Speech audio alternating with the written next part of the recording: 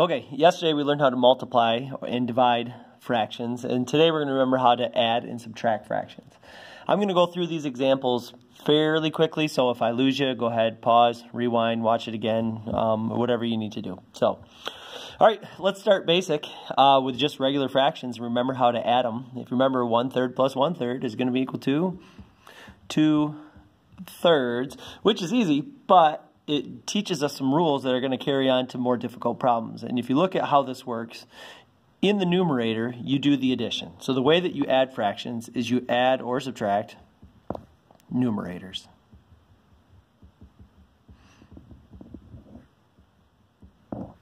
Okay, so you add or subtract numerators. But if you look at the bottom, as long as you have a common denominator, that number is going to stay the same. So the denominator stays the same. So don't forget those rules as we go on to more difficult problems. All right, leads us to the natural question, what if you don't have a common denominator? Well, if you remember, what we did is we had to make one. So the 3 and the 6 work nicely together. 3 goes into 6, so all you have to do is multiply by 2 on this side. But if you remember, you can't just do that. You can multiply by 2 on top, but you have to multiply by bottom as well. And the reason is because 2 divided by 2 is 1. And when you multiply by 1, nothing happens. So this is the basic rule is as long as you multiply by the same thing on top and bottom, you're good. So if I do this, 2 times 1 is 2. 2 times 3 is 6. Plus 1, 6. I have a common denominator, which makes 3, 6. 3, 6 is going to be 1/2, and we've got it. Go ahead and do the next one. Got 5 on top and 5 on bottom. So you have 5 over 10 plus 3 over 10 makes 8 over 10. 8 and 10 are both even numbers, so we'll factor out a 2. Divide by 2 and get 4. Divide by 2 and get 5. All right, these two examples were rigged so that the denominators, the 3 and the 6, work well together. The 2 and the 10 work well. But what if the numbers don't work well, like a 3 and a 5? Well, if you remember what we did before, you in a sense, cross-multiply. You take the 5 and you bring it over to this side. And you take the 3 and bring it over to this side. And that will always get you a common denominator. It's not always the fastest, but it always works. So 3 times 1 is going to be 3. 3 times 5 is 15. Plus, here we have 10 fifteenths. And add them up for 13 fifteenths. That does not reduce. So we're done. The next one, pause it and go ahead and work on it. I'll multiply by 3 over here and multiply by 7 over here. So I get 3 over 21 plus 7 over 21 makes 10 over 21. That does not reduce, so we're done. All right, we're going to make it a little bit tougher. We're going to put variables in here. But if we remember these rules up here, we'll be all right. Add your numerators, denominator stays the same. So when you have something like this, look at, we have a common denominator, so we're all set. We're going to add up our x's. 1x and 2x makes 3x plus 3. Denominator stays the same, over 4x. If you remember your rules from yesterday, these do not cancel out. We can only cancel groups with groups, and since these are connected by addition and these are connected by division, addition and division are not opposites and they don't cancel out. What we did is we factored. So I see a 3 is in common to both. So I have 3 and then x plus 1 over 4x. And even after I factor, nothing cancels. And this is the answer that I like the best. Factor it and to get it as much, to get it as taken apart as possible in the numerator. All right, pause it and try the next one. It's the same thing. Add up your numerator. You have 3x plus 3 over 3x. We're going to factor a 3 and get x plus 1 over 3x. This time, these are multiplied, and there's division, so we can cancel a 3 and a 3. And so we should end up with x plus 1 over x. If you remember our rules from yesterday, these x's do not cancel because these are connected by addition, and that's division. Those aren't opposites. All right.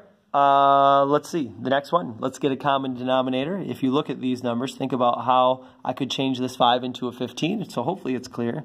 I'm going to put a 3 here and put, don't need a 5 over there. That'll make 15. So I should have 9x over 15 plus x over 15.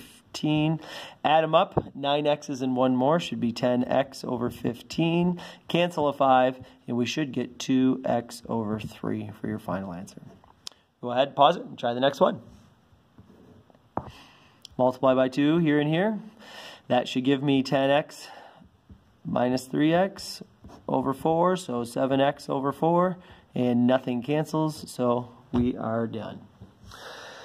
Okay, let's see. What if there's a little bit more to the denominator, like this one? Well, before we get overwhelmed, let's take groups and put them in parentheses. So the top group goes in parentheses on both sides. Now just only focus on your denominator. And let's look at the numbers, the 3 and the 4. Those do not work well together. So what you do is you take the 3 over here, and you take the 4 over here.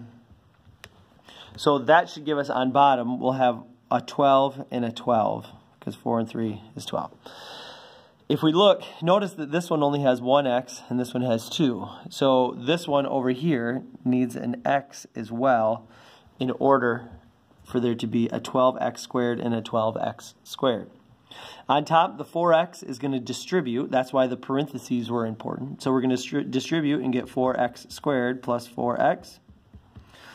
Here we're going to go plus 6x plus 21. I distributed the 3 to get 6x plus 21. And we're going to do all of that over 12x squared. Now, we need to straighten this mess out before we can see what cancels. So I always put squares first, which would be 4x squared. Looks like plus 10x's in the middle, plus 21, all over 12x squared.